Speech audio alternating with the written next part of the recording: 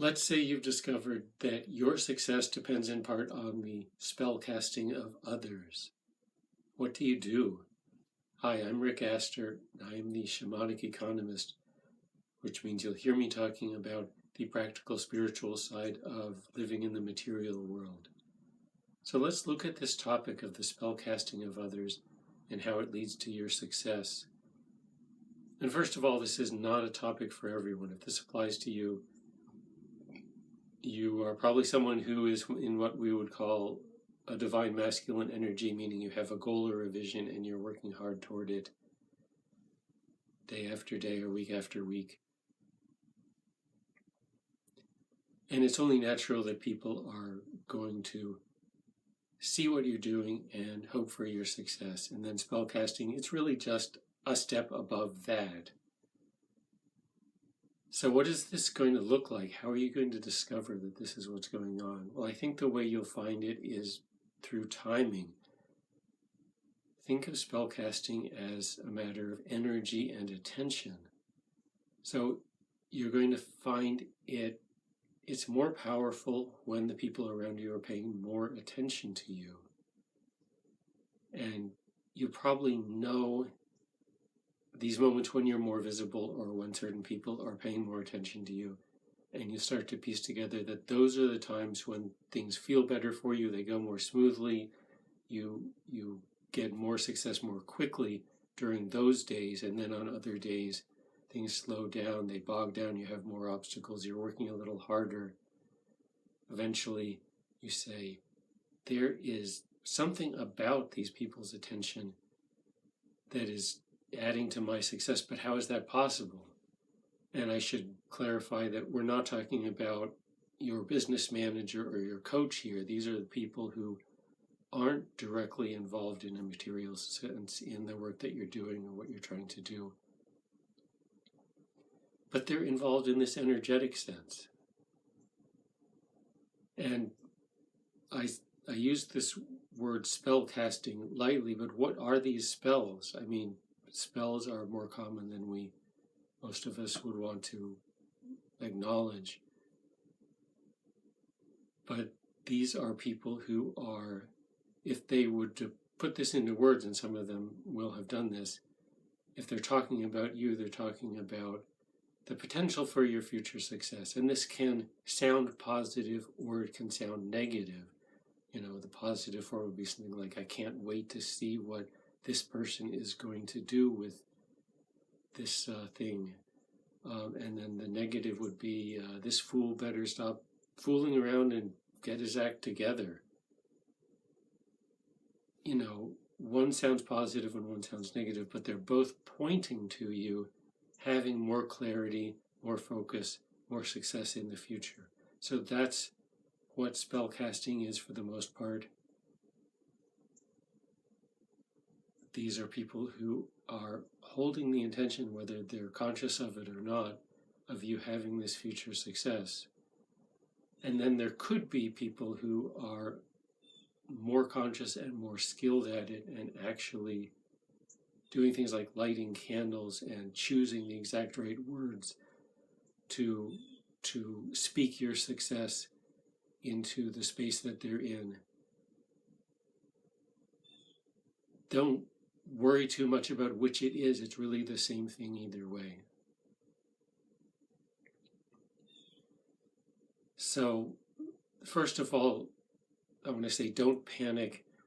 Don't think of this as having discovered that you're depending on this energetic support from others. Think of this as having discovered this potential in yourself, and you've discovered it because these other people are seeing it. And in fact, I would even go so far as to say you can think of these spellcasters who are supporting your success as if they're your investors. These are people who have put some confidence and some energy into you.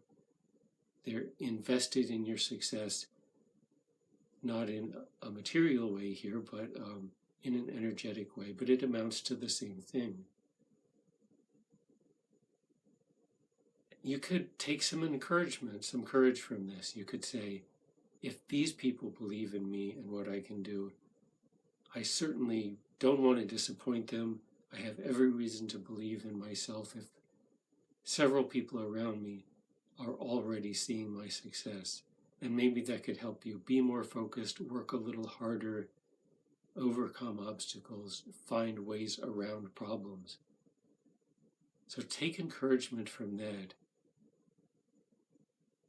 And also see the potential in this way of looking at your success. In other words, instead of just looking at yourself as trying something out and it might succeed or it might not, you can put more of your energy into this vision of it succeeding. In other words, you basically be doing your own spellcasting then. So if your success depends in this small way on spellcasting, why not take charge of spellcasting?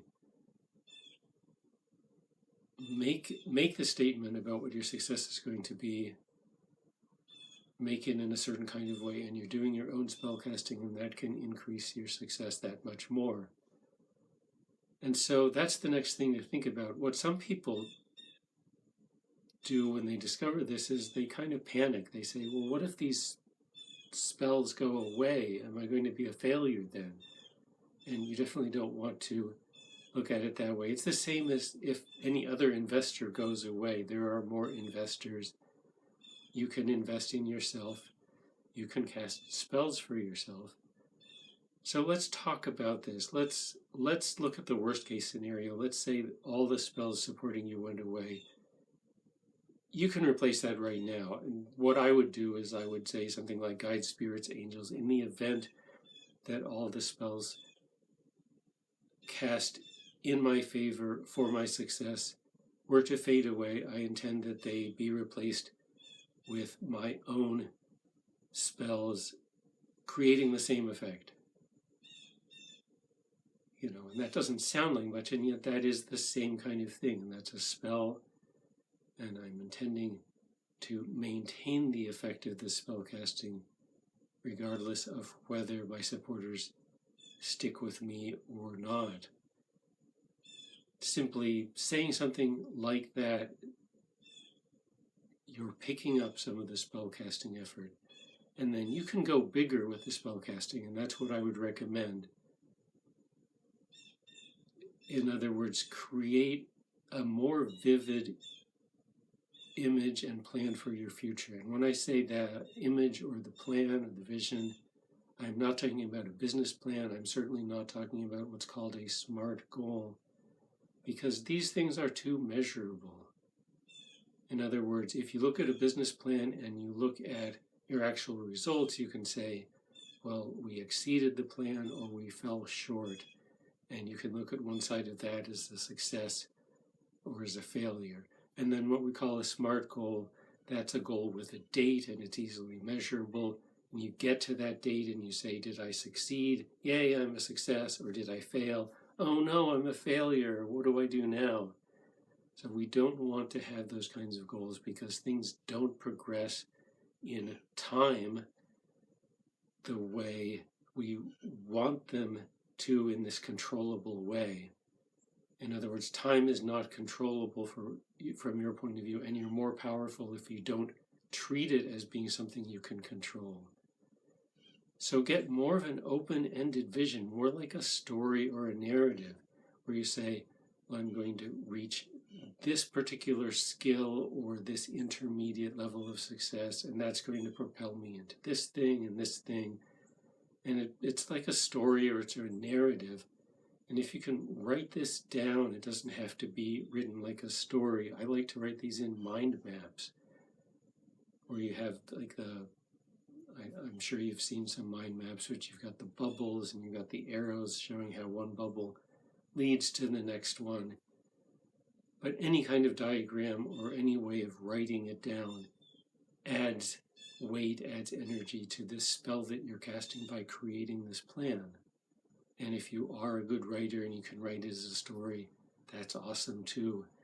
And in fact, This is often described as scripting when we do it on purpose as a manifestation technique. Even if you're just drawing a diagram, it's still scripting, because you're describing the future and how you arrive at it from the present in some way that's written down, some way you can look at and correlate with. So that's basically it. If someone is casting spells on your behalf or envisioning your success, that's a sign of your potential. You can take hold of that. You can do some of the spell casting yourself. You can take courage from other people's confidence in you. And you can magnify this effect by creating more vivid and more specific plans. But don't make those plans too specific or too time-bound, because they lose power if you write them that way. It's a good thing when people are casting spells for your success.